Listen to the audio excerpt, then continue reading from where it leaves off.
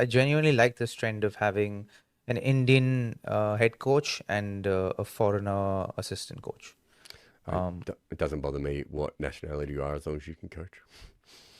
no, for me, I like it, especially the Indian Premier League. I think in the IPL, I actually quite like that because I think you're only dealing um, with eight Oh, I see that. Yeah, foreign players, and then you're dealing the rest of 17 players are Indians, and you I want think. you want someone to communicate to the larger group is in a language that they understand as well.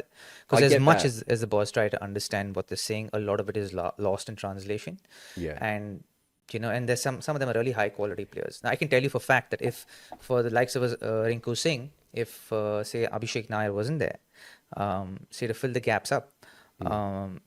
you probably wouldn't have seen we wouldn't have experienced Rinku's potential. I just think that we need to get beyond worrying about what nationality a coach is. I think you have to always understand the languages Yeah, and everything else. I agree. But I yeah, agree if there's a common language, but here the whole thing is in the Indian diaspora, like even in say for example Delhi right now, right? Natarajan's there, right? yeah. How one communicates to Natarajan is going to be very critical as to how what he understands and I how he think feels about his own game. I think So you that's need to have huge people in in T20. Yeah. positions of power within the structures of the team who are Indian, so that when it comes from them, then it's valued, and then what is received by the player is something that makes them feel good about their own game or themselves.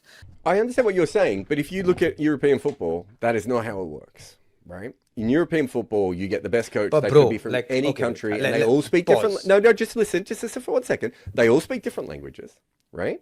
And it's up to the team then to make sure that each individual player is maximized throughout that by being professional off the field, right? And getting those But messages again, across. culturally, it's so different. I understand that it's culturally different, but my point being is that's where cricket needs to get to. We can't have this situation that you have in Pakistan where it's like, we need an overseas coach. Then they get an overseas coach. And then it's like, we need a local coach. That's all nonsense, is my point.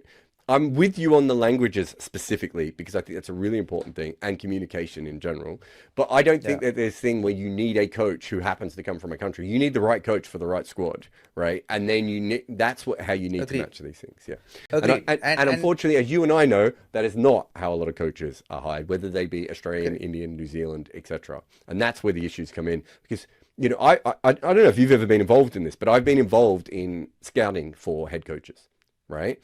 And it's incredible how little the people who hire the head coaches think about what they need. They don't even understand the concepts of what they need in more often than not.